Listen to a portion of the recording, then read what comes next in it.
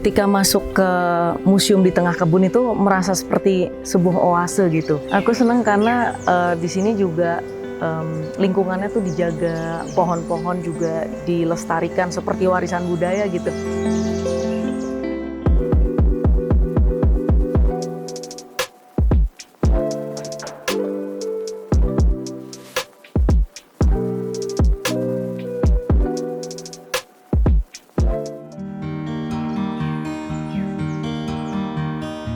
Halo semua, kembali lagi bersama Seniman Muda Berkarya.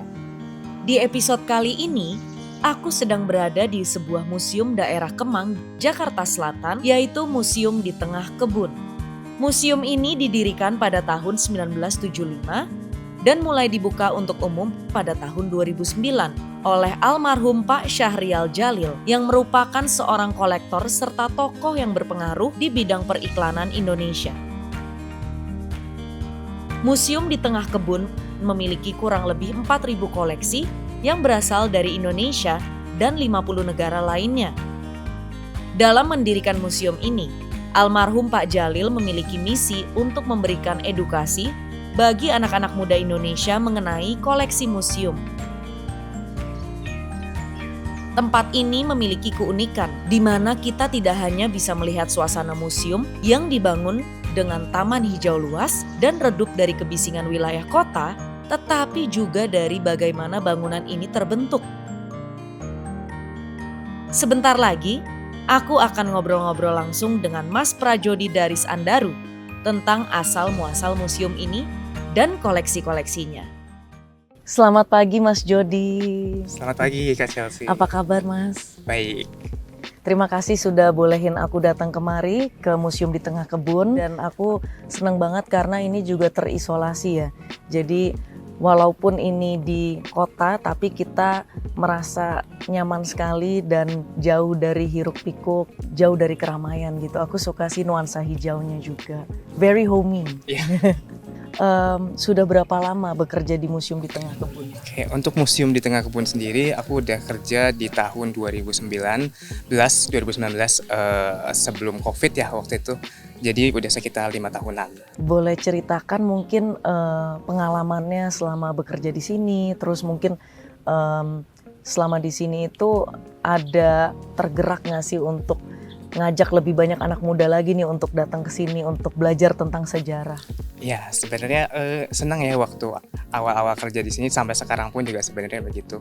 Karena di museum ini sendiri kan banyak koleksi yang mungkin nggak sulit gitu ya ditemukan di museum-museum lainnya. Nah, kadang tuh yang datang suka ada dari anak-anak muda juga. Mereka tuh senang ngelihat anak-anak muda tuh ternyata banyak juga loh yang tertarik dengan sejarah gitu ya, dengan masa lalu gitu. Mereka ada yang bawa temennya, ada yang bawa pasangannya untuk menikmati koleksi di sini sekaligus suasananya gitu sih. Iya, ini cocok banget untuk me time juga ya. Betul kayak banget. self retreat juga gitu, karena memang ketika aku masuk sini tuh bener-bener kayak masuk ke dunia yang lebih asri, lebih tenang, kalem, zen juga gitu. Kalau Mas Jody pribadi, seperti apa ketertarikan Mas Jody terhadap benda-benda bersejarah? Dan apa latar belakang terkait dengan benda-benda bersejarah di sini? Oke, sebenarnya kalau ditanya ketertarikan, aku sih dari kuliah memang sudah tertarik. Aku ambil jurusan arkeologi juga, jadi memang untuk benda-benda koleksi di museum ini, aku sebagian tuh udah dipelajari gitu di kampus. Jadi di situ aku banyak belajar soal arca-arca, soal peninggalan Hindu-Buddha ya terutama gitu. Kalau boleh tahu arca favoritnya Mas Jody yang mana sih? Kalau aku ya favorit, nah sejujurnya yang ini. Oh, Ya ini Ganesha, ya. Ganesha. Ganesha. Boleh diceritakan nggak sedikit mengenai sejarahnya Ganesha? Kalau dari mitologinya sendiri ya, Ganesha itu dia sebenarnya adalah anak dari Siwa. Jadi sebenarnya walaupun dia kelihatannya orang dewasa gitu, tapi dia tetap anak-anak gitu. Yang mana sebenarnya dulu dia adalah manusia. Tapi karena ada konflik gitu ya dengan orang tuanya, dan akhirnya ada suatu adegan di mana si kepala Ganeshanya itu dipenggal dan diganti dengan kepala gajah gitu. Makanya perwujudannya sekarang menjadi Iya, betul gajah. sekali. Iya. Kalau boleh tahu apa saja sih koleksi yang bisa kita lihat di museum ini gitu? Karena aku dengar ada beberapa ruangan yang kita tidak boleh masuk ya atau merekam mungkin. Sebenarnya kalau untuk ruangan total kan ada 17 ruangan ya Kak Chelsea ya di sini ya. Wow. 17 ruangan, tapi memang kalau untuk bagian dalamnya kita bisa berkunjung, kita bisa melihat, tapi emang tidak bisa didokumentasikan. Kalau untuk koleksi yang bisa dilihat itu setiap ruangan Pak Syahrial Djalil, nama pemilik dari museum ini itu ngasih nama setiap ruangannya berdasarkan koleksi masterpiece yang ada di ruangan itu. Di sini aku dengar ada 4.000 koleksi. Mm-mm.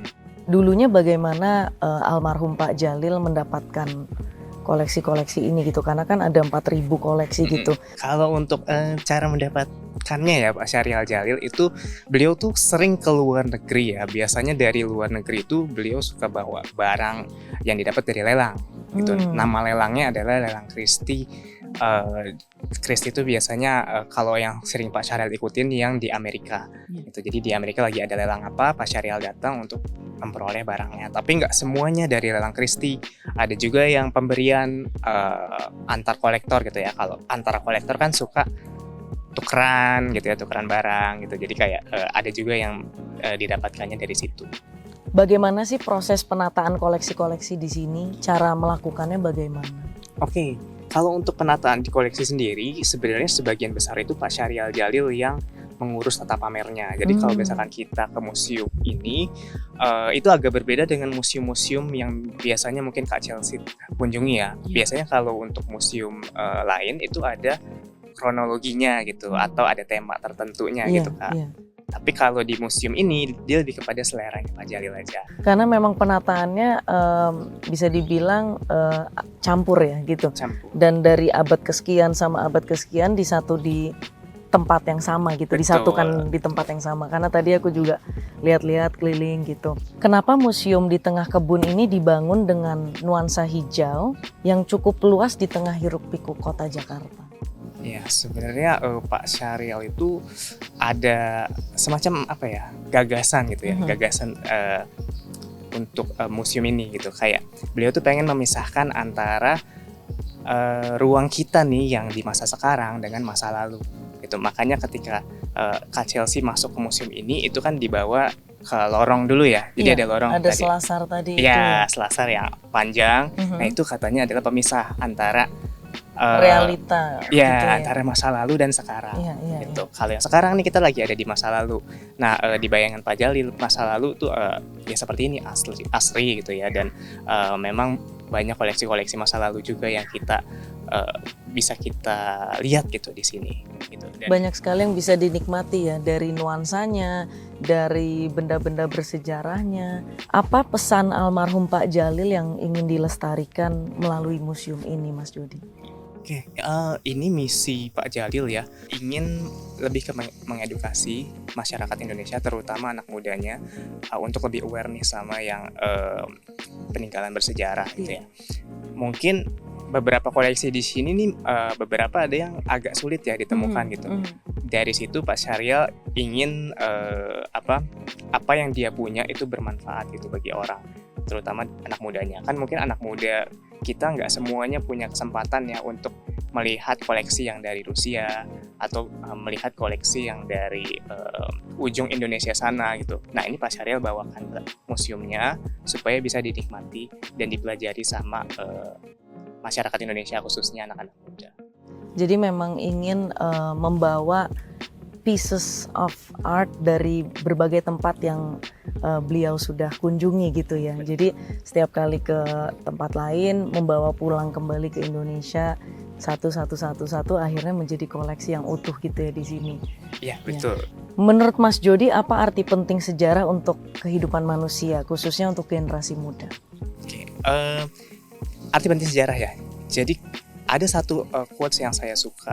Barang siapa yang tidak mempelajari sejarah, dia akan dikutuk untuk mengulanginya gitu. Jadi memang belajar sejarah itu penting supaya kita nggak jatuh di kesalahan yang sama gitu dua kali. Jadi kita bisa berkaca dari masa lalu, terus apa yang baik bisa kita tiru gitu, bisa kita lanjutkan. Tapi mungkin kan nggak semua sejarah baik ya, ada juga yang buruk. Nah, itu mungkin kita bisa hindari. Gimana caranya supaya hal itu tuh nggak terjadi lagi. Jadi lebih kepada refleksi sih kalau menurut saya. Iya, menurut aku juga memang itu sangat penting sih ketika kita belajar dari sejarah itu kita akan terus look back gitu. Dan berkaca itu juga membuat kita semakin maju juga ya. Betul. Jadi untuk kedepannya tidak mengulangi kesalahan-kesalahan itu, malah justru memperbaiki. Ya. Arca-arca yang kecil gitu yang hanya ada di sini dan tidak ada di tempat lain, ada nggak sih Mas Jody? Kalau untuk arca kecil ada sebenarnya Kak, cuman itu ada di kantornya Pak Syahrial Djalil yang jumlahnya itu nggak banyak. Itu ada di kantornya Pak Djalil, itu berupa terakota atau tembikar dari Kolombia, Amerika Selatan. Menurut kisahnya sih untuk arca itu cuman ada 2 di dunia dan 1 punya Pak Djalil nih gitu, yang berhasil Pak Djalil dapatkan. Dari seluruh dunia hanya ada 2 dan 1 Ya, miliknya Pak betul, Djalil. 1 punyanya Pak Djalil. Makasih banyak Mas Jody. Sama-sama. Thank you. Kita bisa jalan-jalan ya.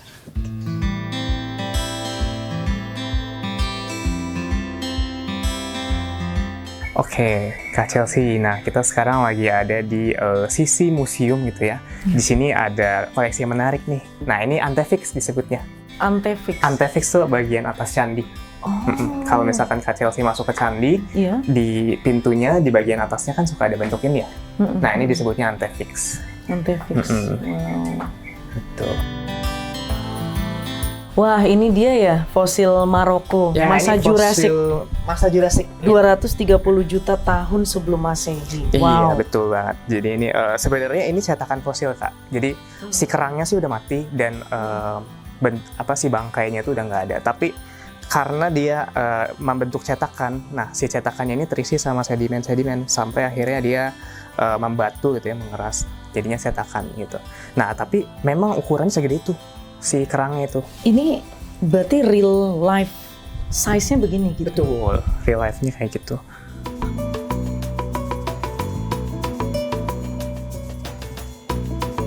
Kita sekarang lagi ada di ruangan Selasar nih, Kak Chelsea ya. Disebutnya Serambi Etnografi kalau untuk yang di sisi ini. Serambi Etnografi. Etnografi, karena koleksi-koleksinya sebagian besar berasal dari suku tertentu. Oke. Yang menarik sih paling di sini ada pintu lumbung ya. Ini dari Sumba. Ini juga ada pintu rumahnya. Ini Pak Syahrial bahkan katanya tuh beli rumah di Sumba. Ya, rumah tradisional dibeli terus dicopotin gitu untuk di sini. Wow. Sini ada beberapa arca leluhur ya. Iya, leluhur. Sini juga leluhur, tapi untuk orang Kalimantan, Humpatong disebutnya. Dari Palembang juga ada. Dari Palembang juga ada. Jawa Tengah. Ada dari Jawa Tengah juga. Tuh. Ini ada Ganesha lagi. Ini ada Ganesha. Dari Jawa Timur ya, Singasari. Ini dari Jawa Timur, Singasari. Dia ukurannya lebih kecil dari yang di kebun ya. Iya, bentuknya. versi kecil. Nih ya, ini sebenarnya kalau Ganesha tuh dia biasanya menghisap ini nih Kak. Oh, itu apa? Mau tebak Kak, kira-kira apa ya? Apa yang dihisap? Kalau kata orang-orang karena dia simbol pengetahuan gitu ya, cairan pengetahuan ya kata orang-orang. Tapi yang saya pelajari itu sebenarnya adalah manisan, karena Ganesha kan anak-anak gitu, jadi dia Makan manis-manis gitu. Betul. Cuman jadi simbol pendidikan. Wow, ini Arca Durga. Ya, ini Arca Durga ya.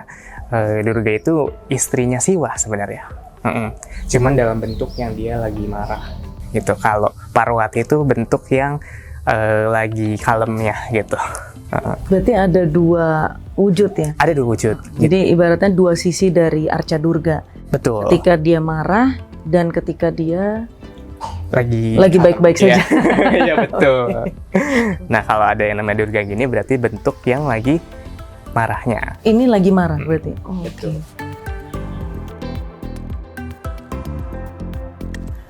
Ini disebutnya Durga Mahisa Suramardini gitu. Jadi Durga yang sedang bertarung sama raksasa gitu ya.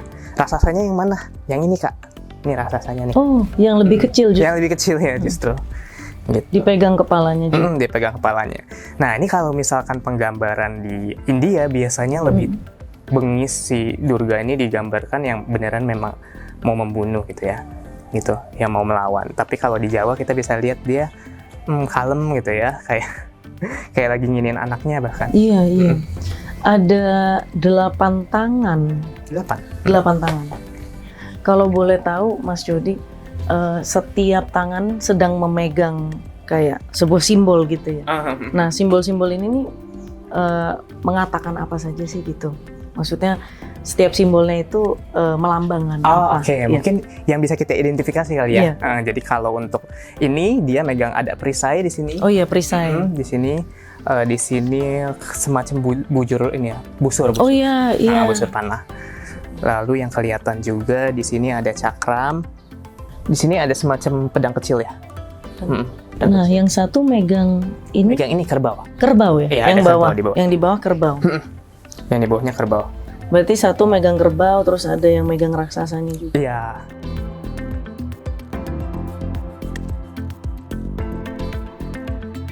Wow, ini kapan lagi bisa melihat? Iya. Kadang pengunjung bisa sambil ngaca di sini. Wah, Iya. berasa jadi Grace Kelly. Gitu. Karena ini cermin bekasnya.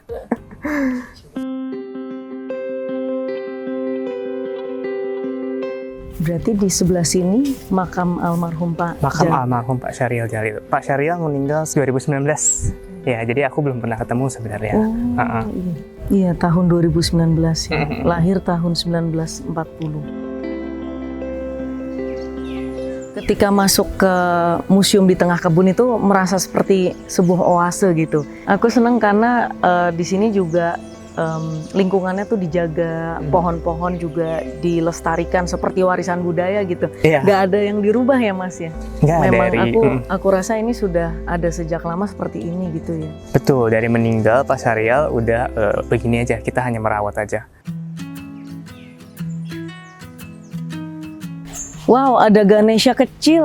Iya, jadi di sini juga arca-arca kecil tuh disebar, Kak. Disebar, Iya, iya. Kak Chelsea ini ada Ganesha. Nanti di sana juga bisa kelihatan ya ada arca-arca Hindu lainnya.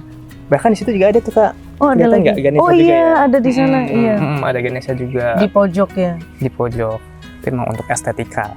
Kalau boleh tahu ada berapa Ganesha di sini? Kok kalau untuk jumlahnya ya sejujurnya saya belum pernah menghitung ya untuk jumlahnya, tapi mungkin ya sekitar 9-an masih ada. Ada 9 Ganesha ya, sekitar 9. Sekitaran segitu. Senang sekali hari ini aku bisa ngobrol-ngobrol bersama Mas Jody untuk belajar tentang museum di tengah kebun. Salah satu tempat bersejarah yang menarik sekali dan menurut aku adalah hidden gem di Jakarta. Sebagai penutup, ada satu kutipan dari seorang sastrawan besar Indonesia, yaitu Pramudia Anantatur, yang mengingatkan kita kembali bahwa tak mungkin orang dapat mencintai negeri dan bangsanya kalau orang tak mengenal kertas-kertas tentangnya, kalau dia tak mengenal sejarahnya, apalagi kalau tak pernah berbuat sesuatu kebajikan untuknya. Salam seniman muda berkarya.